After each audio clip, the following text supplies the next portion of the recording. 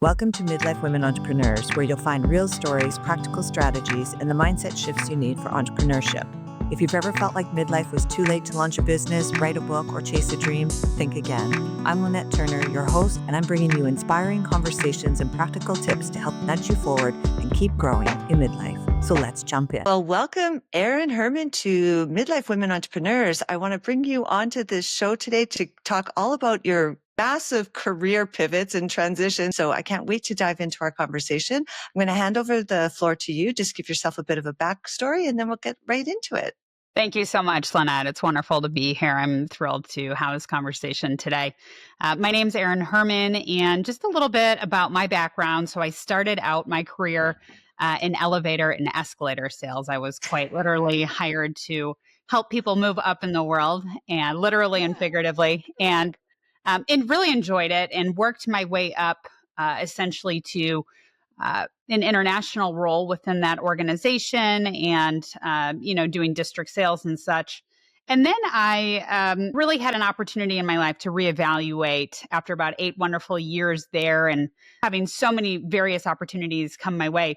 I had this pivotal moment. I had actually, gone through a pretty bad car accident, and it reset and refocused my life. And I think everybody has those moments in their life where they just take a step back and they think, what's my next move? And for me, my next move was I wanted to just do something so meaningful, so impactful. And so I thought, I really want to work for the United Nations Children's Fund. And my husband has always been such a champion of all these wild ideas that I have. And he said, well, if you figure out a way to do that living here in Kansas, let me know. I'm going to root you on. But I always support everything you do. And so I actually had reached out to a couple different national board members and just shared my story, shared my experience. And 2 of them had actually taken a moment to connect me with the CEO at the time, which I'm eternally grateful for. And from there, I had a beautiful journey of 7 years working as the vice president of corporate partnerships and overseeing their corporate partnership program, both globally and domestically. And then after the United Nations, I moved over to St. Jude, and I led their corporate partnership team for Allsac St. Jude. And I did that for a little under a year. And from there, I realized that some of the biggest decisions in our life come through the most challenging of times. And my father had actually passed while I was in a boardroom. I had gotten a call, and it had spun a series of events. And I realized that the thing I loved most about my work and throughout my career was mentoring my team members and sharing stories, sharing inspiration. And I wanted to take that in a really authentic way and scale that across my audiences. And hence, I became a keynote speaker. So thrilled to be here today and a short little narrative about my life. So you talked a couple of times around events. And emulates my thinking around how we always do have an event and we can manage that event in a positive way, like what can come of it, or we can manage that event in a little bit of a more challenging way. And when I think about my audience, midlife women, I think about when we get into our 50s, we tend to start to have a lot more events, and that could be divorce, it could be death, it's a sick parent. And so what would you say to somebody that's listening to about managing those events later in life? I think first off, that's a beautiful question because it's just so authentic and real and foreshadowing. I mean, I'm midlife, and I think all of those moments, whether it's a parent passing, whether it's an unexpected illness, a divorce, whatever it may be, I would say one thing, and this is what I oftentimes do through self-talk to myself, because during those difficult times, I think it's human nature that we just want to hunker down and we want to get through that moment or figure out whether it's an exit route or a coping mechanism or a strength building system. But what I would offer to your audience is, and I think Brianna West says this best in her book, The Pivot Year, don't ever let your comfort zone become your cage. And when I think about those words, I get chills every time I say it and I speak on stage about her book and her messaging, because when we get comfortable, we lose our opportunity for growth. And I think you nailed it on the head. We're only midlife. We're not end of life. And we have to keep growing and evolving to really continue to live our lives in a full and fulfilling manner. So your keynote focuses a lot on change management from both a corporate standpoint, but also we both know, because I mean, we have parallel backgrounds kind of because I do a lot of stakeholder and change management in my work. But I do know that if people aren't ready to adopt the change, both personally and professionally, it's much tougher. So when I think about a midlife woman who has now gone through an event and you're saying like, don't get boxed into the change because then it will be your cage. Right. How do you manage that? Because I think about in our 50s, 60s, 70s, we start to lose a little bit of confidence, but I don't think we have the courage that pushes us that way. I think from a personal perspective, a professional perspective, it's so important to celebrate micro wins. And from a societal perspective, I think we're trained at a very early age on to celebrate these momentous wins, right? The big earth shattering wins, the big promotions, people having babies, getting married, you name it, those major life events. But when you hit middle age, those major life events, they are not as prolific as they are in your 20s or your 30s, right? And so you have to look for those micro wins and you have to be intentional about celebrating them consistently because they're happening every day. They are around us every single day. We just have to look up. We're trained to just look down and take care of the kids and take care of the house and take care of our work situations and our families and, our friends. But sometimes you have to look up and you have to celebrate those micro wins because those micro wins will create these adaptive behaviors where you're more prone to then realize the positive momentum that you're building day in and day out. And you don't need these monumental wins to feel good and celebrate yourself or those around you. You just need those small moments that you can relish in and really feel immense amounts of pride and gratitude for. Like find those little small micro wins. Right. They may not be a birth of a child, but it might be a birth of a grandchild or something like that. One thing you said at the very beginning too is that your husband was very supportive of you. And I think that, I think we do have to be in these partnerships that, if you are with somebody, that partner has to support you in your endeavors. But what can happen, I think too in midlife is one of the partners might want to look at retirement a little bit differently than somebody else. And I'm a big proponent of every midlife woman should have some sort of side hustle, it doesn't have to generate income, but it has to be something that she does outside of even just a sport, like, tennis, golf, whatever. Right. But what happens if somebody says, okay, I've had my dreams on the back burner for the past 20, 30 years for various reasons, obvious reasons. And so now I want to kind of go dive a little bit deeper into some of those. How does somebody talk to their partner about that? And because that's going to be a change. That's a change in the way that he or she might be thinking about their retirement with that person.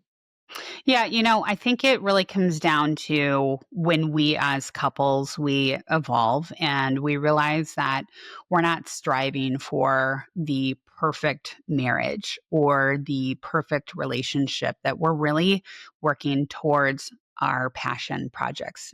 And when you do that, you find it brings you to life and it makes you a better mother. It makes you a better partner. It makes you a thought leader within your own family. And when you have those kinds of conversations, right? In fact, I was walking and talking to one of my friends yesterday, and I said, sometimes those difficult conversations with your spouse or with a friend or somebody that you're in a relationship with, when you're really direct and you're authentic and you're vulnerable, yes, the conversation may be uncomfortable, but what a beautiful time to build emotional intimacy. Because you think about all those times that we take a step back or we don't have that crucial conversation because perhaps we don't want to hurt somebody's feelings or we don't feel brave enough or courageous enough to really speak up and share what's on our mind or how we feel. But at the end of the day, we have one life to live. We have ourselves to make sure that we're true and authentic to. And we have partners, friends, colleagues that ultimately are all looking at us and one another and at themselves for purpose. And so we can't shy away from what we're called to do or what we're interested in if we want to live a really fulfilling life. And so it's a choice at the end of the day. And it takes courage to have those conversations. But boy, that discomfort, I say it all the time. If you can live in the discomfort, you will have the evolving, beautiful life because that change mechanism becomes a driver for growth. Yeah, no, that's really good. So you're saying have these difficult conversations. So how does somebody have that kind of difficult conversation? How do you start it? Yeah.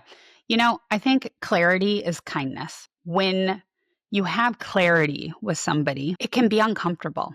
It can take many different forms.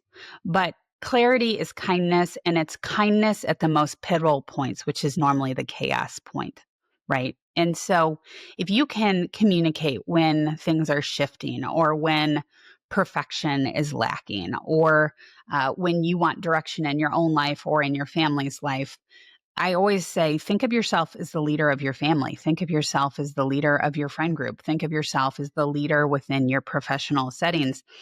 The more often you learn to communicate authentically, frequently, and without the armor that I think so many of us bring into these difficult conversations, you just drop that. You drop the front and you just share what's on your mind, but you do it from such a place of grace where you are placing yourself in the other person's footsteps while you may be delivering this difficult message. That to me is what curates the best conversations. And I think you just repeat that at the end of the day that clarity is kindness. And those tough Yeah, no, conversations require that. yeah, no, that's good. Come from a place of heart, not Mhm. head kind of thing. Exactly. So tell us a bit more about your keynote. Like, how do you all of a sudden one day go, oh, all right, I know what I'm going to do now. I'm going to be a keynote speaker.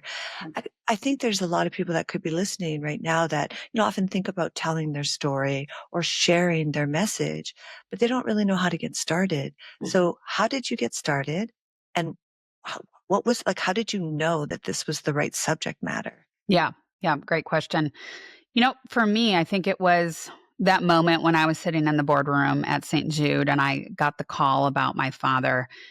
I realize in our lives, we are so busy. I mean, we get up I'm a mom, I have two kids, I'm married, I run four companies. And when I get up in the morning, I will have a game plan at 7 a.m. And I will think, okay, this is what I'm going to tackle. And by 8:15, my day has completely evolved into something that I didn't ever imagine. But it's the fact that I can roll with the punches and that I can move forward with whatever may come my way.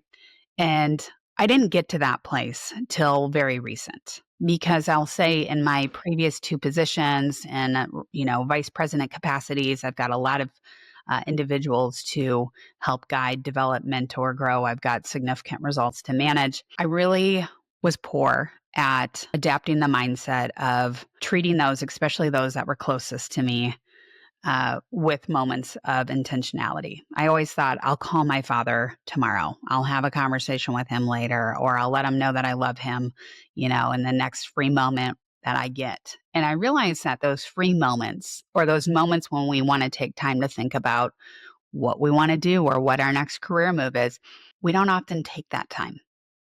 That time doesn't present itself. So when we continually tell ourselves we'll get to that tomorrow, well, pretty soon tomorrow's come and gone, and then it's the next day, and so on and so on. And so for me, that was a very pivotal moment where I had to step back and I had to reflect and I had to rebuild who I was, what I wanted out of life. Was I living my life for others or was I living it for myself? Did I feel alive in what I was doing? And ultimately, how fulfilling was it? I absolutely adored the people at Allsec St. Jude. I think the colleagues there are just brilliant, smart, talented. But for me, I had to look at that job and I realized the thing that I loved most about it was every Friday, I would send an email on a topic or a theme and I would share a story. And it could be around kindness, charisma, courage, team building, communication, bravery in the workplace, whatever it was. And I would then call out people in those emails and I'd say, um, so and so did this week and modeled this behavior brilliantly through, and I'd depict an example so that everyone else on the team could see what they were doing and how they showed up. And at first I started doing this, and I didn't even think people read these emails. I didn't think they stuck. I would spend hours on them because I cared so much about the message going into them. And then one day someone came up to me and they said, Erin, I save every single one of your Friday emails. And they said, in fact, I live for your Friday emails. I live for the fact that at 2:00, I know I'm going to see an email come out from you. And every week, I hope my name is in that email. And I realized in that moment that in those reflection points where you're so intentional about your time and you're so thoughtful within your words, that you can have significant impact. I mean, impact beyond measure on other people's lives. And that's not something that I ever took lightly, but I realized the power and the magnitude behind it. And that was one of the things that I loved most about that role. And so when my father passed and I'm at this inflection point about where I want to go next, I realized keynote speaking affords me the opportunity to share these curated messages across a global stage. I can touch the lives of so many people, which I think all of us are ultimately in need of that, right? Like I look at these self-help books, I look at other keynote speakers, I thirst that knowledge because at the end of the day, I realize I don't have all the answers. In fact, I probably have less than half the answers. But when I see others leading in certain ways, I'm able to remove any envy and just completely lead into admiration. And when you have admiration, you can replicate those types of behaviors in your own life. And so I got into keynote speaking, and I've never felt more fulfilled in my entire life. So, like, what did you just do? Like a Google search, how to become Mhm. a keynote speaker? Like, really, Like and there's other things that you were saying there that just made me think like that you're really leaving this legacy. So you're, I think, helping people, touching somebody's heart, that one lady, like if you can change one person's life just with something that you've said, and you don't have to be a keynote speaker to do that, Right. it is leaving this sort of legacy behind. Like, what are people are going to say about you? Like, what's your obituary going to say, Right. really, Right. kind of thing. So, but yeah, so how did you know how to get started? It's Sure. not easy. Like, I know it's not easy Sure. to be, you got to put a pitch together, you've got to find the right platforms and conferences and stuff. So yeah, tell us a little bit, take us through the journey, Erin. Yes. No, I love that you asked this question, Lynette. So when I was at St. Jude during our national training meeting, there was a speaker on stage named Kristen Hadid. And Kristen had come and she had this brilliant discussion about igniting human leadership. And I remember sitting in the audience just being like, oh, wow, and I had, I don't know, probably a whole notebook full of notes written down about things she had said, different ways to look at life. I think it's so important to look at life with the glass half full instead of half empty because just so many brilliant things come as a result of that. And I left that speech and I went up to her and I just introduced myself and I just said, thank you. Thank you for what you said. Thank you for how you laid that out. Thank you for making me think. And, as the series of events happened, I ended up resigning a few weeks later and I still had Kristen's email. And, she's got, I don't know, 25, 50,000 followers. She's super well known on the keynote speaking circuit. And I thought, I'm just going to send her an email, very similar to when I just sent the board members at UNICEF an email. Because I thought, what's the worst that's going to happen? Someone doesn't respond. Somebody says, no, I'm not interested in, communicating with you. Okay, I've heard no a lot. And so I sent Kristen a note and I said, would you mentor me? I was so blown away by what you said. Would you mentor me? And she came back and she said, a few days later, I got an email and she said, Erin, thank you so much for reaching out. I so appreciate you sharing your story and your background. And she said, I'm actually hosting a week-long session for people in your spot. And she said, it's very selective. I've got 3 other people that I'm inviting that are all executives that are looking to make a career change into keynote speaking. Would you want to come to my house in Houston for a week? And I thought, wow, uh, I don't know this woman super well. I'm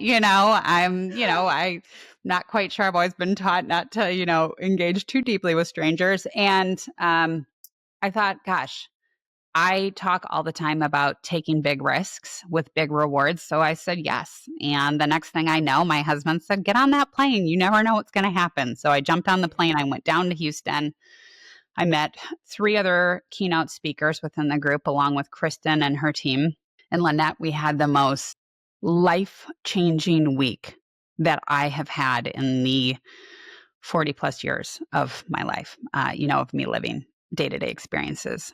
We worked 18-hour days. We talked about everything from building a keynote speaking business to what does it really mean to be authentic and vulnerable. I mean, I always share this story. I remember sitting in her living room and she said, all right, why don't we all introduce ourselves and just share a little bit about your story. And I came in with a blazer and my makeup done, and I looked like I was ready to walk a catwalk and we're in her house on this random Monday morning, and everyone else was in jeans and like a t-shirt. And I lean into the fact that I've, worked in the UN system and I've been a vice president and all this stuff that basically makes people want to fall asleep. And I just remember looking around the room and everyone's eyes had just literally glazed over. And I think in that minute, I realized like all these walls had gone up, right? Because all of these assumptions about like who I must have been came through in the message that I was delivering. And over the next 2 days, I realized what authenticity and vulnerability actually meant. And it was like, come Wednesday, the whole act of being stiff and uncomfortable, and frankly, I was unrelatable to these people, it was gone. And by Friday, I remember hugging these people and telling them just how much I loved each and every one of them, how much I had learned about delivery, support, about building a business, about the right software, about the right messages, the importance of storytelling, but storytelling in which you're not showing that you're perfect, you're showing that you're real. And from there, I went home and I was so motivated. And next thing I know, I'm building a website, shooting videos, filming podcasts, built out creative, and it all just spurred from there. And it started from simply asking somebody, hey, can we connect? For help. Yeah. Can you help? That's interesting where you talked about both two things, rejection and mentorship, really. That rejection, you said you've heard no a lot of times. And I think that we have to just always remember that everything that you want to do is going to come potentially with a no. And so how do you push through that no? Mhm. There was one woman I had on my podcast. I think she'd been rejected 80 times before she ended up selling this, before creating this big tequila brand and then selling it to a major distributor. But, had she said, oh, okay, that's it, 80 times. So how do you manage rejection? Yeah. I think rejection is absolutely wonderful. I think from a very early age on, I realized that if I didn't have an adverse reaction or like a shameful response to rejection, that it can't hurt me, it can't deter me. Because if we don't give emotional worth to certain things that people say or their beliefs of us, can't hurt. And instead, I realize what happens if I gave curiosity to that response? Like, why did I get rejected? Why did they say no? Is there something I can do better? Oh, these people didn't like me. I mean, I've been disliked at, places I've worked, people that I've managed. I didn't have all the answers figured out. I made mistakes. But the one thing I've had as I've gotten older and more mature and, certainly don't have all the answers figured out yet is I've always had curiosity. Well, why didn't that work out? Why did groupthink happen here? Why did these people turn? Or why didn't I get that role? And a lot of those whys came from those hard no's. But in that process, it provided me with the opportunity to have self awareness about things I could have done better, ways in which I could have shown up differently, conversations I could have had with a different tone. So many different things that ultimately, when I put those all together, I realized, all right, this is helping me evolve into the person that I want to be, the professional that I want to show up as, the mom that I want to authentically lead and teach my children how to be, the wife that I always know I can be, but aspire to get to. Those are the moments, those no's, those rejections are ultimately the moments that I think I've cherished the most because they've helped me grow into the person that I am today and who I want to become. Yeah, and I think that's sort of a common thread to this whole conversation with you is about growth and really finding those growth opportunities and not sort of stopping those growth just because I'm in my 50s now and stuff. Like I remember, there's times where I've seen women just change. Just there's something that's happened and now they've just changed. And it's like, where is that person Yeah. that, was this person that was going after things? And I think that happens in midlife more often than we think. Do you think that mentorship and coaching are one and the same, or would you say they're different? Mm. I think they're complementary. And I would just add a third element to that, and I'd say sponsorship. I think all three are really important. Mentorship, I see as somebody in your professional world, most likely, or your personal life, that you can check in and you can ask questions and they will provide advice. But they do that through the lens of what may or may not have impacted their own careers. So you have to take that into consideration. Then I think coaching as a complementary element to that, but oftentimes coaching takes on a unique form of leadership, right? Because coaching is they're ultimately trying to help you be better. They're trying to help you elevate your skill set, your mindset, your mentality, and your approach. And then sponsorship is this unique element that I always say puts your name or puts other women's names in particular in rooms that they're not even sitting in. And I think you've got to have all three in order to be really vested and successful because all three give you different elements of success.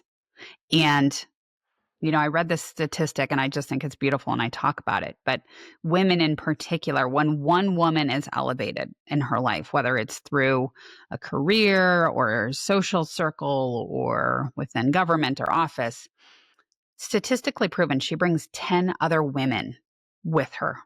She brings 10 other women. She elevates 10 other women. So I always say, look at your friend group. Look at your professional setting. And if you're in that seat where you're looking to hire or you're looking to elevate or promote, think about who that next leader is that's going to bring 10 other women up with her. And if you're a stay-at-home mom and you're, raising kids and they're in high school or college or little kids even, think about in your social circle, what can you do to help elevate your friends, to show them the way, whether that's maybe spiritually, whether that is, giving back in your communities, whether that is engaging in service work.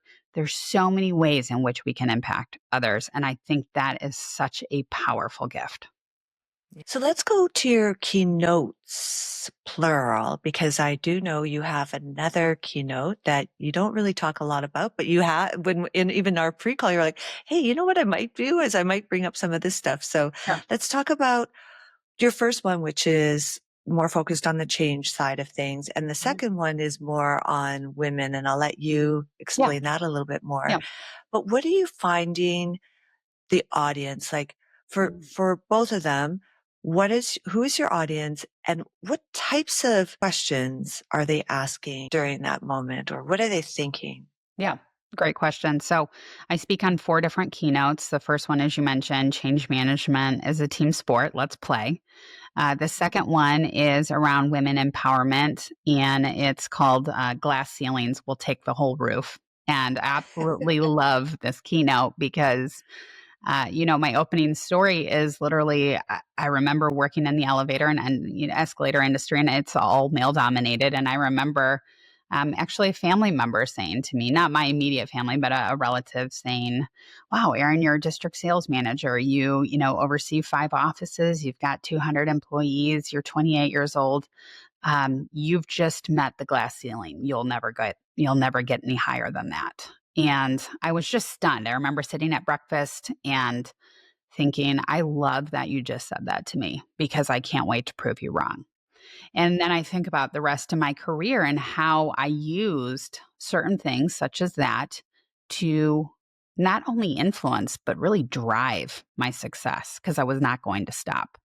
But that change, that keynote around women empowerment is really taught to reflect on, for example, imposter syndrome, right? So many women are thinking that they're an imposter. And there's this concern around the fact that they don't think they're good enough for certain roles or applying to that next step up in their careers. And it's an interesting fact, but men, for example, if they are looking at a higher title, they will go ahead and apply if they think they meet 60% of the qualifications.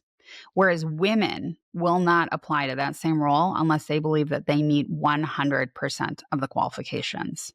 And so Absolutely. in that keynote, I really unpick imposter syndrome because I don't think imposter syndrome is actually something that is intrinsic. I think it's a response to external invalidation. It's a response to systems that weren't necessarily built for women in mind in the first place.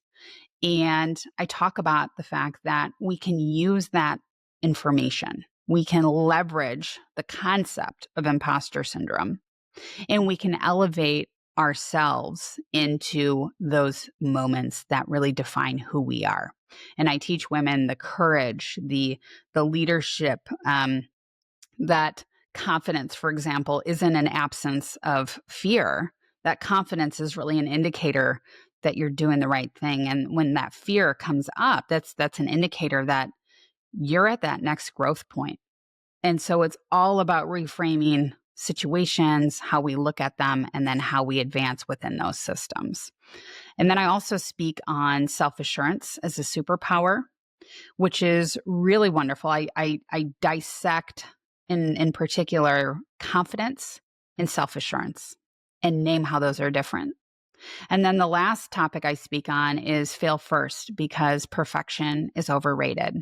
And I talk about my fail methodology, FAIL, in that keynote about embracing failure, learning from failure, repackaging how we view failure and the emotions that we attach to failure, and how we generate significant success when we fail.